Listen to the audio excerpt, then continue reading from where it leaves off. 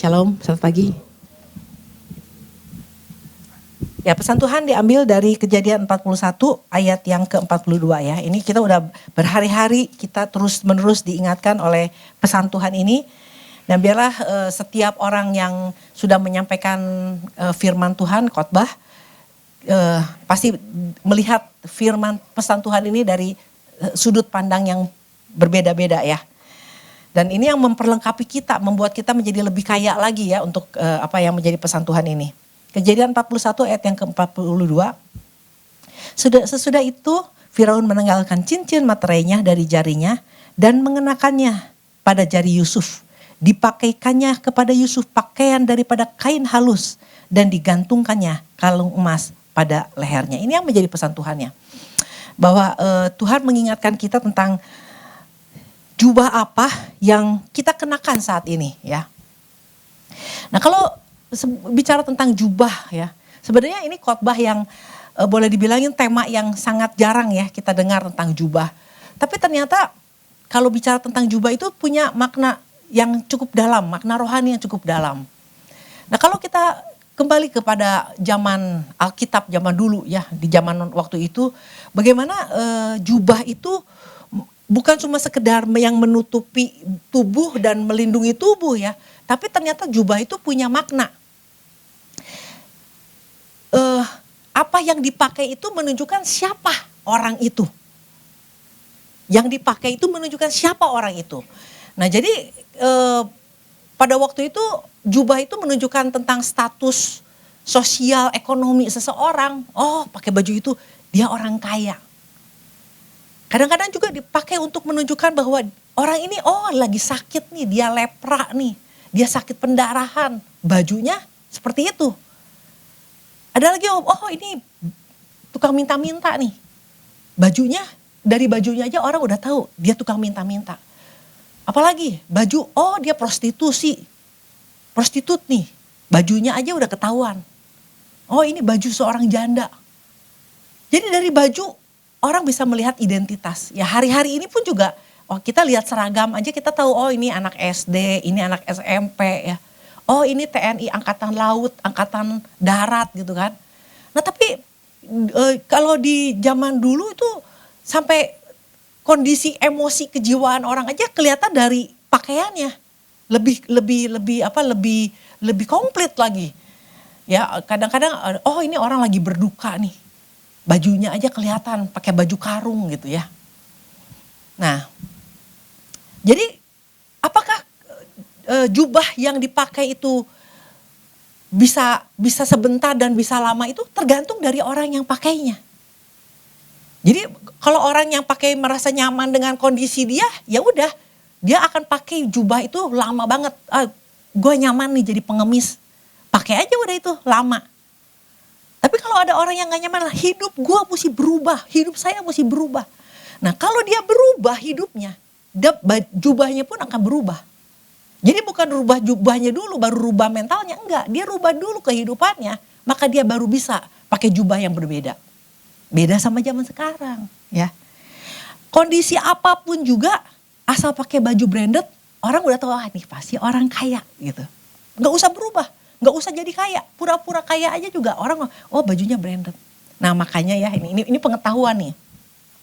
Ternyata desainer-desainer kayak Louis Vuitton, Gucci, yang pokoknya yang desainer-desainer terkenal itu ternyata mereka bikin produk pun ada dua macam. Produk yang orang yang pengen terlihat kaya, sama produk yang dia desain untuk memang orang kaya. Ternyata kayak gitu loh, saya baru tahu.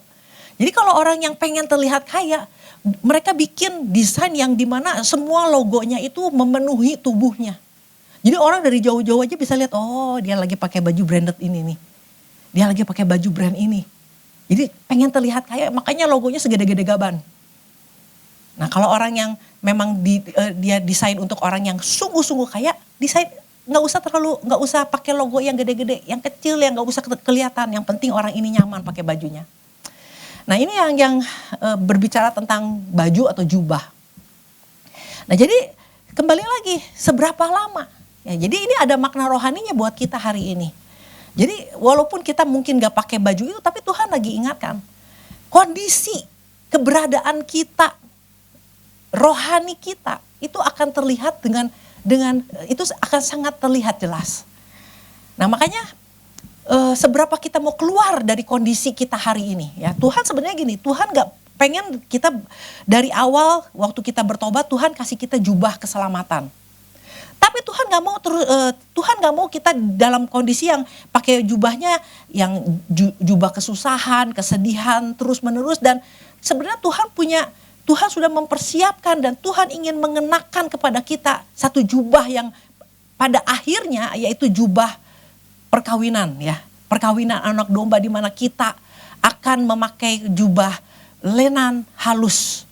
Nah itu yang namanya tujuannya ya, tujuan akhirnya kita harus semuanya pakai baju lenan, jubah yang lenan halus itu. Nah tapi dalam kehidupan kita sehari-hari pun juga Tuhan terus ingin kita terus mengalami perubahan dalam hidup. Jangan nyaman hanya ada di satu titik. Nah ini yang terjadi juga dengan Bartemius ya. Kita kemarin udah dengar tentang Bartemius. Bartemius adalah seorang pengemis. Udah pengemis, buta lagi. Jadi jelas banget semua orang pun bisa tahu bahwa ini orang pengemis dan buta. Nah tapi yang terjadi sama Bartemius ini, dia punya satu tekad. Dia nggak mau hidup dia begitu-begitu aja. Hidup dibully orang, ya, dihina orang. Hidupnya hanya duduk diam di satu titik, di satu spot, meminta-minta. Ya artinya kalau secara rohani orang percaya yang stagnan, kerohaniannya diam di satu titik, nggak punya visi, ya, nggak punya penglihatan, nggak punya visi. Nah, dan hidup dari mengandalkan orang lain, bukan mengandalkan Tuhan. Nah, ini satu kondisi di mana banyak orang percaya pun gini, yang buta rohani itu nggak selalu orangnya, oh dia belum percaya nih, dia buta rohani. Nggak selalu. Orang percaya pun banyak yang masih hidup di dalam kebutaan. Dan mereka merasa nyaman-nyaman aja. Yang penting hari Minggu ke gereja. Nah Tuhan gak mau orang-orang ada di satu titik seperti itu dengan jubah yang seperti itu. Karena Tuhan udah menyiapkan jubah yang jauh lebih baik. Nah oleh karena itu jubah itu harus terus kita dari hari ke hari, hidup kita harus terus berubah. Nah Bartemius sadar benar, dia gak mau selamanya jadi orang buta. Dia gak mau selamanya jadi pengemis yang hanya duduk di dalam satu spot dan mengasihani diri, hidup dengan mengasihani diri. Berapa banyak saat ini orang-orang percaya yang masih hidup dengan mengasihani diri. Gak punya rasa percaya diri, hidupnya kalah terus. Nah apakah mau diam dalam satu kondisi yang seperti ini? Bartemius gak mau. Makanya ketika dia buta, tapi waktu dia dengar ada Yesus mau masuk ke kota Yeriko di mana dia ada. Dan dia terus pasang kuping dia, siapakah Yesus ini? Dan lalu dia dengar, oh Yesus tuh, itu yang dulu menyembuhkan orang loh. Dia bisa mengusir setan. Ini Yesus ini yang memberi makan 5.000 orang. Wah, jadi ini yang didengar oleh Bartemius. Nah, bukankah anak-anak Tuhan banyak mendengar tentang kedahsyatan Tuhan. Tahu banyak tentang siapa Yesus. Nah oleh karena itu Tuhan mau kita menjadi orang-orang yang sama seperti Bartemius yang mau menanggalkan jubah. Nggak mau lagi hidup dengan kondisi yang begitu yang stagnan ya. Rohaninya nggak maju-maju di situ terus. Naik kagak turun melulu. Bukan jatuh bangun, jatuh lagi. Nah mau berapa lama hidup seperti itu? Nah waktu Bartemius dengar itu, apa yang dia lakukan? Kita lihat di dalam Markus 10. Nah jadi untuk kita terus mengalami pemulihan di dalam Tuhan, harus jadi orang yang berani untuk menanggalkan jubah.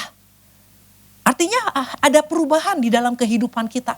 Mau menanggalkan jubah seperti apa yang dilakukan oleh Bartemius ini. Markus 10 ayat yang saya bacakan aja ayat yang ke-47 ya. Jadi waktu dia mendengar tentang Yesus, ketika didengarnya bahwa itu adalah Yesus orang Nazaret, mulailah ia berseru, Yesus anak Daud, kasihanilah aku.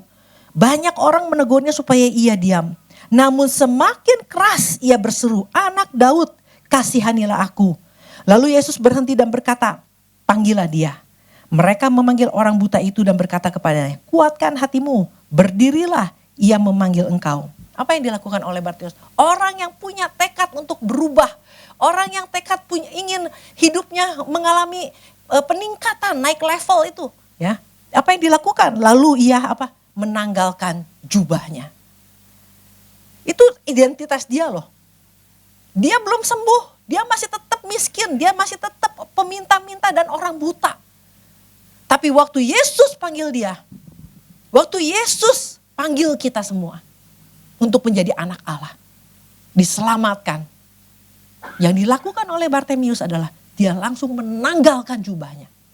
Belum sembuh, tapi dia udah berani untuk menanggalkan jubahnya. Dikatakan lalu dia segera berdiri dan pergi mendapatkan Yesus. Nah, ini adalah satu sikap antusias, sikap yang betul-betul kalau orang mau berubah tuh sikapnya kelihatan. Jadi bukan cuma sekedar bisanya cuma mengasihani diri dan kalau ada masalah datang sama gembala minta tolong. Udah curhat sama gembala gak datang lagi. Nah, ini namanya orang gak mau berubah. Nyaman dengan ketidaknyamanan hidup mereka. Bartimeus sadar banget. Hidup dalam kondisi stagnan, gak bergerak, duduk tiap hari di satu kondisi itu bukan sesuatu yang menyenangkan. Waktu dia dengar Yesus, dia tahu ada kesempatan untuk dia mengalami perubahan. Nah, ini yang firman Tuhan katakan. Kalau hari ini kamu dengar Tuhan, suara Tuhan, bertobat, berbaliklah. Karena kesempatan kadang-kadang gak datang 2 kali. Dan Bartimeus tahu itu. Dia tanggalkan. Nah, jadi menanggalkan jubah itu bukan cuma sekedar kita tiap hari dengar firman. Punya tekad gak? Punya keinginan gak untuk hidup berubah? Pakai jubah yang sudah Tuhan siapkan. Yang jauh lebih baik. Nah, kadang-kadang orang gak punya tekad ke situ. Nah, oleh karena itu kita belajar dari seorang Bartimeus ini. Orang yang pengen berubah, dia segera pergi mendapatkan Yesus. Segera. Mau berubah? Segera. Tanggalkan itu. Tanggalkan semua jubah kesedihan, jubah kegagalan, jubah kemiskinan, jubah ketidakberdayaan, jubah mengasihani. Tanggalkan itu. Dan bangkit, pergi berdiri. Datang sama Yesus. Gak ada pilihan lain. Nah, orang yang kedua, ya kita juga belajar dari seorang Yusuf, ya Yusuf. Nah, Yusuf adalah orang yang hidup dalam satu fase hidup yang tidak mudah ya, boleh dibilang dia sulit ya. Dia ganti jubah banyak sekali.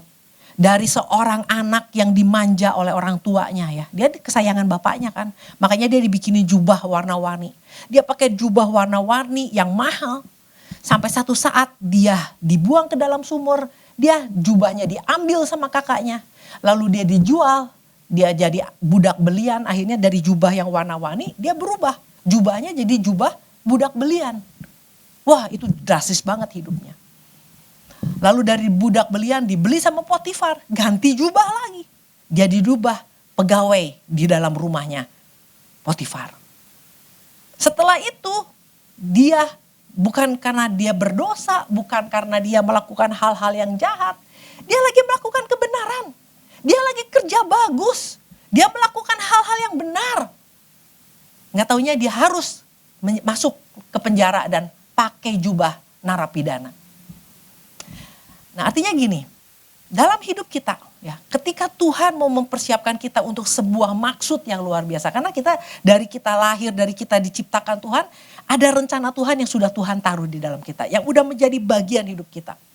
Nah, Tuhan mau rencananya Tuhan digenapi satu saat. Nah, oleh karena itu rencana Tuhan pasti besar. Nah, kita nggak mungkin tiba-tiba ikut masuk dalam rencana Tuhan yang besar kalau kita nggak dipersiapkan. Nah, inilah yang terjadi sama Yusuf. Yusuf mengalami masa-masa yang sulit. Dia ganti jubah dari jubah yang bagus jadi jubah yang paling hina. Bukan karena dia berdosa, tapi karena dia ada di dalam rencana Tuhan. Nah, Alkitab pun mencatat beberapa orang yang harus mengalami kesulitan dalam hidup. Ada proses-proses yang harus dilewati. Bukan karena dia berdosa. Kayak Ayub, orang benar, orang setia, orang yang taat, yang takut Tuhan. Tapi harus mengalami yang namanya proses. Nah, apapun proses kita hari ini, saya percaya kita semua ada prosesnya masing-masing, amin. Apapun prosesnya kita hari ini, satu yang jubah boleh diganti, jubah kesusahan, jubah penderitaan, jubah yang dialami oleh seperti yang dialami oleh Yusuf. Tapi satu jubah yang dia tidak pernah lepaskan, yaitu jubah kebenaran. Nah, ini yang harus dimiliki oleh setiap orang-orang percaya, punya jubah kebenaran.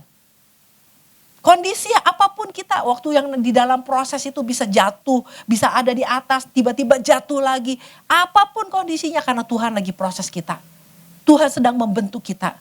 Yang kita harus pegang, yang selalu harus kita kenakan, jubah kebenaran. Nah, inilah jubah kebenaran ini yang dipegang sama Yusuf, yang dikenakan sama Yusuf sampai dia di penjara. Itu yang membuat dia tidak pernah ngomong kata-kata negatif sama Tuhan. Dia tidak pernah kecewa, walaupun banyak hal yang bisa membuat dia kecewa. Banyak hal yang bisa buat dia kecewa. Waktu dia bisa menerjemahkan mimpi dari pegawai istana, dia bilang, nanti kamu kalau udah bebas ingat aku ya. Ingat aku ya. Ternyata orang ini gak ingat sampai 2 tahun. Nah, dia bisa kecewa gak? Gua gak pernah berbuat dosa, gak pernah salah, gak pernah bunuh orang, gak pernah perkosa orang, gak pernah mencuri. Tapi dia harus ngalami ada di penjara. Dia adalah orang yang harusnya bisa kecewa. Nah, karena dia bisa menerjemahkan mimpi dari pegawai istana ini, artinya apa? Dia terus punya hubungan sama Tuhan. Nah, ini yang Tuhan mau dari kita. Tantangan pergumulan setiap orang punya bagiannya masing-masing. Ada yang sulit banget, ada yang sulit aja, ada yang biasa-biasa aja, tapi kesulitan itu, tantangan itu pasti ada. Mungkin jubah kita hari ini lagi jubah dalam penderitaan. Tapi yang Tuhan ingatkan melalui pesan Tuhan, jangan lepaskan jubah kebenaran. Nah, seringkali kan gini, dalam keadaan sulit, udah gua gak mau Tuhan-Tuhanan lagi. Pelayanan dikurangin, ke gereja dikurangin, udah semua dikurangin. Mau bilang apa? Gua masih percaya Yesus kok, gua masih cinta Yesus kok. Tapi dia lagi mengurang-urangin. Nah, dia lagi melepaskan jubah kebenaran. Nah, hari ini tantangan memang dia bisa lewati. Kan gak pernah tahu kita tantangan ke depan seperti apa. Sama seperti Yusuf. Yusuf juga gak pernah tahu dia bakal masuk penjara. Orang dari budak belian, bajunya udah diganti jadi pegawai rumahnya Potifar, kan tuh jauh lebih bagus kan dari baju budak belian. Dia pikir abis ini nih pasti gue jadi pejabat nih. Dia gak pernah tahu. Gak taunya dia harus masuk penjara pakai jubah yang lebih hina lagi dari jubahnya budak belian. Nah, penjara ini di dalam bahasa Inggrisnya dibilangnya dungeon loh. Artinya bukan cuma sekedar penjara yang ada di dalam dasar yang gelap. Nah, tapi orang yang pakai jubah kebenaran ini, ya, makanya kenapa dia nggak kecewa. Bahkan dia disukai oleh pegawai penjaga penjara, dia disukai oleh orang-orang tahanan yang lain. Ini karena apa? Dia pakai jubah kebenaran. Nah, Yusuf nggak pernah tahu ada saat di mana Firaun akan panggil dia. Ada saat dimana saat dimana Tuhan mau angkat dia. Dia gak pernah tahu. Tapi selama dia di dalam masa sukar, dia tetap pakai jubah kebenaran itu. Nah, kita lihat dalam Kejadian. Kejadian 41.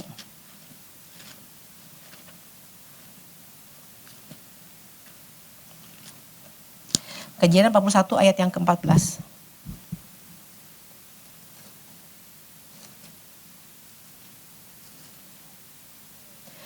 Kemudian Firaun menyuruh memanggil Yusuf, ya. Firaun menyuruh memanggil Yusuf. Segeralah ia dikeluarkan dari tutupan. Ya, jadi artinya itu dungeon sesuatu yang udah ditutup. Wah, udah tempat yang nggak baik banget. di situ, tapi dia tidak pernah kecewa sama Tuhan. Kenapa? Ya itu dia, jubah kebenaran itu melekat sama dia. Lalu apa yang dilakukan sama Yusuf? Ia bercukur dan berganti pakaian lalu pergi menghadap Firaun. Nah ini sikap orang yang ada di dalam kondisi rohani yang kuat. Begitu ada kesempatan di mana Firaun mau angkat dia, panggil dia nggak tahu juga ini dia dipanggil sama Firaun mau jadi apa. Tapi yang dilakukan adalah gitu, dia mencukur, dia bercukur semua yang dia bikin rapi dirinya. Artinya dalam kondisi selalu antusias. Dia nggak tahu dipanggil mau jadi apa, dia nggak juga tahu mungkin dipanggil untuk dibunuh lagi, untuk masuk penjara yang lebih lama, dia nggak tahu. Tapi ini dia satu sikap di mana dia bercukur dan dia melepaskan jubah dia, menanggalkan jubah narapidananya. Dia pakai baju yang dia yakin kok ini saat Tuhan di mana Tuhan mau tinggikan dia. Nah ini yang harusnya dimiliki oleh setiap anak-anak Tuhan, punya rasa percaya diri. Jangan menjadi udah kondisi udah susah nih, makin hari penderitaan makin susah, masalah makin lama makin susah. Udahlah, makin lama makin turun kondisinya. Kalau kita di dalam Tuhan dan kita terus pakai jubah kebenaran, punya hubungan terus kita bangun sama Tuhan. Kita nggak tahu ke depannya seperti apa, tapi kita tetap adalah orang-orang yang optimis, orang-orang yang kuat. Orang-orang yang terus punya pengharapan sekalipun tidak ada dasar untuk berharap. Nah ini yang dilakukan oleh Abraham. Nggak ada dasar. Udah di dungeon, udah di dalam satu tempat yang tertutup di bawah dasar tanah yang gelap. Nggak ada punya pengharapan. 2 tahun yang dia harapkan bahwa orang yang sudah dia tolong pasti bantu dia. Nggak ada. Bertahun-tahun dia nunggu nggak ada harapan. Tapi sekalipun tidak ada dasar untuk berharap, dia tetap percaya dan tetap rohaninya tetap dia bangun. Nggak menjadi lemah. Nah ini ya. Jangan pernah kecewa sama Tuhan, karena Tuhan kalau udah janji nggak mungkin ingkar. Tuhan akan pulihkan, itu pasti dipulihkan. Tapi yang tetap penting adalah jangan kita jadi lemah. Ya, tetap kuat di dalam Tuhan. Nah, orang ketiga ya yang juga dalam kondisi nggak baik, yaitu Rut. Ya. Rut adalah orang yang ngalamin masalah, dia juga ganti jubah loh. Dari jubah, dia seorang anak raja ya, Raja Moab. Artinya dia pakai baju, jubahnya juga jubah seorang putri. Dan dia menikah dengan anaknya Naomi, lalu jubahnya dia ganti. Lalu anaknya Naomi ini meninggal, suaminya meninggal. Akhirnya dia sepanjang hidup dia pakai jubah janda. Nah ini jubah ini tidak mudah. Dia tidak punya hubungan lagi dengan keluarganya. Dia diasingkan oleh keluarganya. Dia tidak punya suami, dia tidak punya anak. Ini kadang-kadang ini ada kondisi-kondisi yang saat ini sedang dihadapi oleh banyak perempuan, orang-orang percaya. Merasa sendiri. Gak punya lagi orang yang bisa diandalkan. Gak punya lagi orang tempat yang dimana gak ada lagi perlindungan buat dia. Sama seperti yang dialami oleh Ruth. Dia cuman yang dia teman dia cuma satu, yaitu Naomi. Dan Alkitab mencatat Naomi adalah perempuan yang juga lagi kepahitan. Mertua satu-satunya. Yang orang yang bisa diandalkan juga ini lagi kepahitan. Nah keadaan Ruth nggak dalam kondisi yang baik. Nah, kalau kita lihat di dalam kisahnya Ruth nih.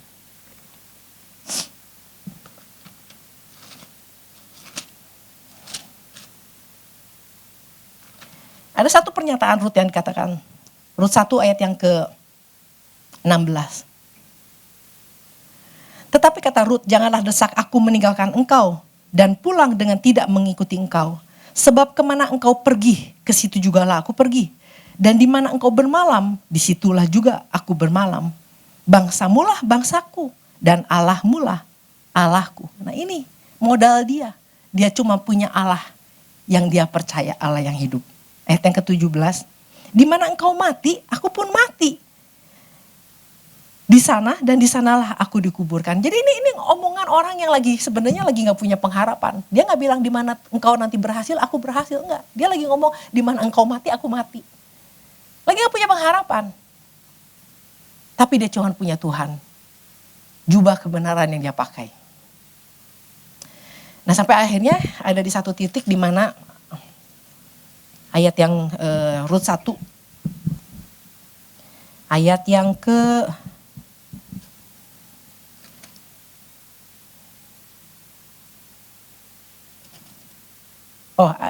Rut 3. Ya, Rut 3. Lalu Naomi, mertuanya itu berkata kepadanya, "Anakku, apakah tidak ada baiknya jika aku mencari tempat perlindungan bagimu supaya engkau berbahagia?"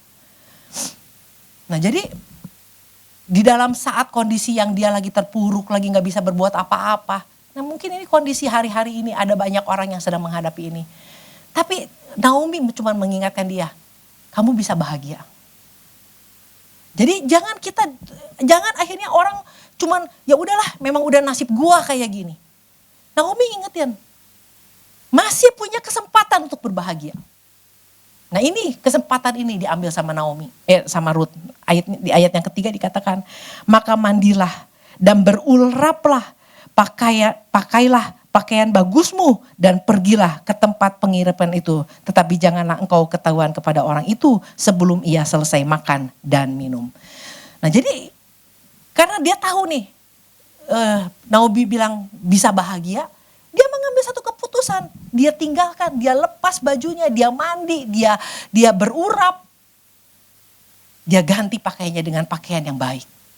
Yang pakaiannya yang mungkin selama ini dia simpen, dia gak mau pakai lagi. Tapi dia pakai lagi.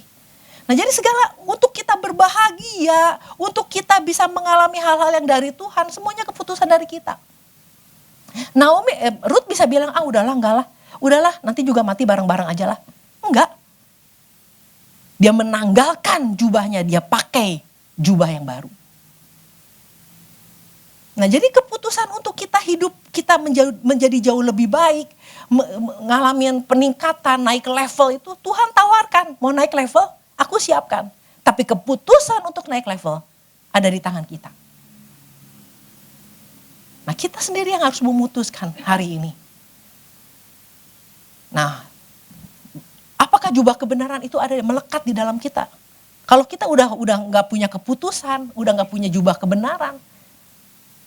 Nah ini yang iblis suka dari anak-anak Tuhan. Makanya ini yang saya selalu ingatkan. Jangan kita pikir gini, kita aman. Di alam roh, peperangan itu masih ada. Iblis masih tetap punya satu tujuan untuk menjatuhkan Tuhan lewat anak-anak Tuhan. Jadi kalau sampai akhirnya gak ganti jubah, tidak pernah menanggalkan jubah kesusahan, jubah peminta-minta, jubah narapidana, jubah kesedihan.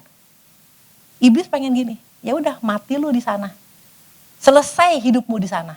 Sedangkan Tuhan lagi nawarin untuk punya kesempatan untuk hidup lebih naik level. Nah, jadi seberapa kita punya satu cara pandang bahwa Tuhan nggak mau kita ada di level ini hari ini. Tuhan mau kita terus naik. Tuhan udah menyediakan jubah yang linen halus. Satu yang mungkin ada satu tanggung jawab yang lebih besar, ada hal-hal yang luar biasa yang kita gak pernah tahu. Tapi jangan berhenti sampai hari ini. Tanggalkan semua yang tidak nyaman, semua tanggalkan kesedihan, semua tanggalkan yang jubah yang bukan dari Tuhan, tanggalkan. Untuk kita mengambil jubah yang Tuhan sudah sediakan. Nah ini dia bagian kita. Tanggung jawab kita untuk hidup kita adalah kita sendiri. Tuhan siapkan, tapi semua keputusannya ada di dalam tangan kita. Oleh karena itu, biarlah kita semua menangkap maksud Tuhan, rencana Tuhan untuk penggenapan janji Tuhan. Kalau kita cuman berhenti dengan jubah yang kesedihan, jubah yang gak maju-maju di situ terus, penggenapan janji Tuhan gak pernah bisa terjadi. Demikian firman Tuhan, Tuhan berkati.